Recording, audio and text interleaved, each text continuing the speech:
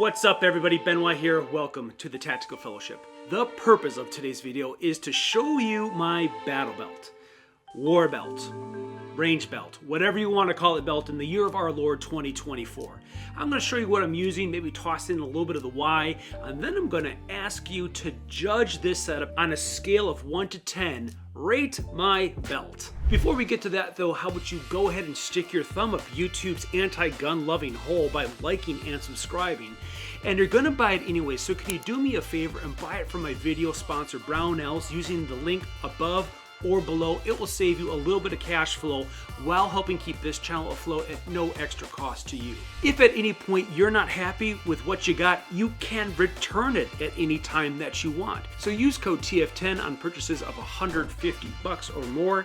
Thanks to billing, and back to the video. To tackle bet, there's going to be something in this setup that you like. One thing that you like, I know it. All right, so let's dive into this belt setup. Of course, starting with the foundation of any belt setup, the belt. The belt I'm using is a Core B1 multicam battle belt. The outer belt's 1.75 inches wide, flanked by 2 rows of moly, crafted with a super fiber inner lining and reinforced power core center according to their website, and it is ridiculously stiff. The inner Velcro lining belt is 1.5 inches wide, crafted by nylon web. This belt's fancy factor focuses on 2 unique properties, working in tandem because the 2 belt systems work in unison to adjust the belt's overall size on the fly. Here's how they do it. They're using a ratchet buckle system. There's a track with teeth. The teeth feed into the buckle. The buckle has catchers that lock into the teeth, and with the latch on the bottom, that's how you adjust the size of the belt. With this system, the inner belt isn't locked into a monolithic size because it is collapsible or expandable, giving the user the option to tighten and loosen without taking off the outer belt in order to adjust the inner one. I don't know about you, but that's actually pretty cool, and I use it quite a bit. Also of interesting note, it says that aluminum gun holster mounts aren't intended to be inserted through the webbing of the moly because over time it's going to wear it out. I have an aluminum holster mount I'll talk about later, so I find that interesting. So I don't know about that, but that's what they say on the website. Also, is this as bomb-proof as our beloved Cobra buckles? I don't know. I haven't gotten rid of my Cobra buckles. I don't think you should either. But I am giving this guy a go, and so far, so good. All right, so let's head to your left, because just to that other side of the buckle, I have a tourniquet holder. It's a Soil Eater BMTH V2 belt-mounted TQ holder, holding a Cat TQ and a Sharpie in this here dead space. I like this tourniquet holder a lot because on a lot of other belts, I see dudes just not utilizing any of this forward-facing prime real estate really well. And the Soil Eater TQ holder is just a perfect fit for this zone. Quick note, you may have noticed that I have my TQ facing this way with the wings. That's just so that when I'm laying prone, my full weight, my considerable weight, is not on those wings. Moving over to the holster, you'll see that I'm using a Safariland 7 Series Level 3 for a G17 length gun, because that's typically where I'm going to be ending all my guns at. I pine for the 6 Series, I really do. The 7 Series is just molded. It hasn't broke on me, but it's just molded. You know, like I pine for 6 Series, I really do. Regardless of what series you use, I would suggest these 2 amazing mods. I have the extended ALS nub by OT Defense on that ALS that just makes it big, nice, easy. It is by far my favorite thing that I've ever done to my holster. And then I have an anti-rattle foam block by, yet again, OT Defense.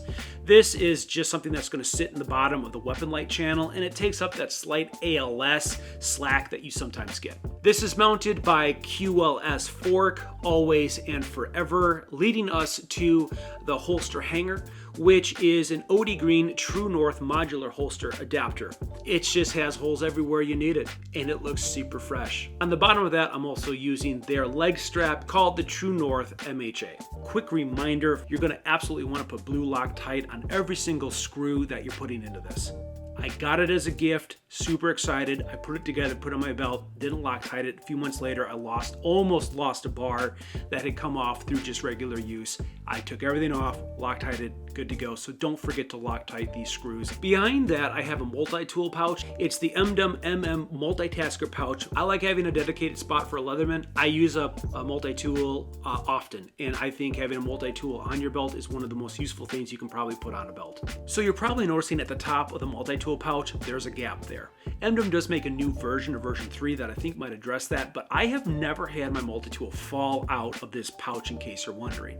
Sitting square in the back is my IFAK, and the IFAK I'm using is the Warrior Post Society belt-mounted med kit. A cool thing about this med kit is that the trauma shears serve as the pull tab for the kit, and so you pull on those trauma shears and the medical component kit then slides out.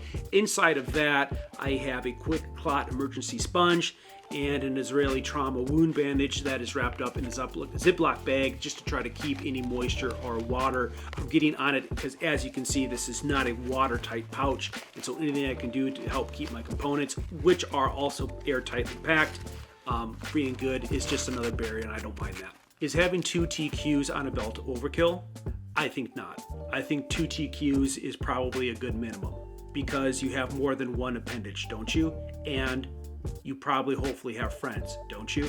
My dump pouch is amazing. I love it. It's by CSM. It's like the biggest thing. It's got that rigid open circle on the top that keeps it open always and forever. And I've grown used to attaching it just under the second mag pouch. It's just one flaming huge bag of dumping power. Speaking of the mag pouches, I'm using 2 medium height 5.6 Kiwi magazine pouches by Esstac. I've been using them forever. Esstac pouches are ubiquitous and boring, but they're predictably boringly good, like a Glock. Sliding over to the pistol mag pouches, I'm using a triple pistol Kiwi magazine pouch by Esstac. Triple because I like to pistol party, and also because it gives me just enough space to hide a secret weapon. That secret weapon is a Warrior Post Society Splinter knife that I purposely keep on my weak hand side, so my weak hand has a weapon should my strong hand be otherwise occupied. And this is all in theory, of course, because I'm not a warfighter. I'm just a dad who shoots guns. The knife comes with a little sheath and a clip, and the triple pouch allows me to wedge it between malice clip 1 and 2. You can't pull this secret sauce off by just having a double. It needs to be a triple. That center magazine pouch is where that space is to fit that splinter. So if you've never considered having a weak side weapon, I think this is a perfect fit for you, and I think it's a good option because your main hand's doing everything. You ought to have something that your weak hand can do as well, if you really need to, especially if you're fighting for your life. That's at least my thought. My glove keepers are the Warrior Post Society lanyard, and I like putting a Ranger band around the bottom to give that a little bit of stiffness because they have a little bit more material than I think is necessary, especially when you're trying to work the clasp. And the gloves that are hanging off of that are the Vertx Move to Contact, and I need gloves on hot days under the sun when running my shotgun in a multi-gun. It's just that the offhand needs to have something to keep the barrel from just frying the thumb or whatever, so having gloves available is always a must for me. And ladies and gentlemen, that brings us to the end of this long belt tour. I hope this has been insightful to you. I hope that you've taken something away that's interesting.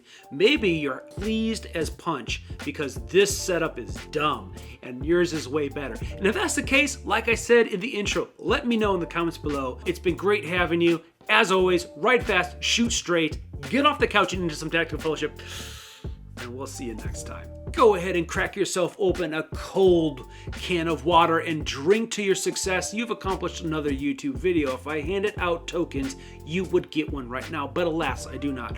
The only thing I do have, not for handout, is at the link above. You can get some of my merch, but don't do it because I need you to. Do it because you want to.